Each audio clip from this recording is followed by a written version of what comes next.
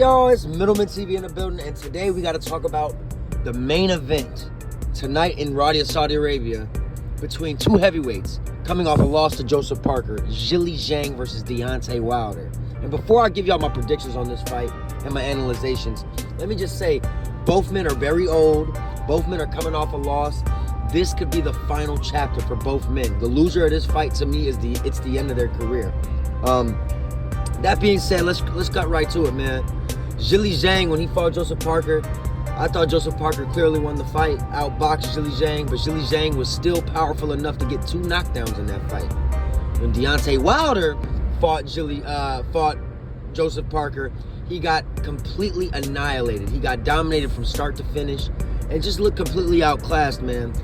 Watching Deontay Wilder basically for almost over a decade now, one thing that he always had was that right hand. He was one of the most powerful punchers in the heavyweight division that I've seen in recent history. But man, he never really was a technically sound boxer. I never looked at him as a skilled fighter with a great jab. He's never been that guy. His right hand has always been able to move his career in a successful manner. But without that right hand, man, and with all his explosive ability, and just looking like an aged fighter without skill at this point, and an undersized heavyweight, man, it's been a rough patch for him recently. And I don't see it getting any easier with a guy who's almost 70 pounds heavier than him in Zhilei Zhang. Obviously, if Wilder has anything left and he can land that right hand, he is the faster, more athletic guy than Zhang.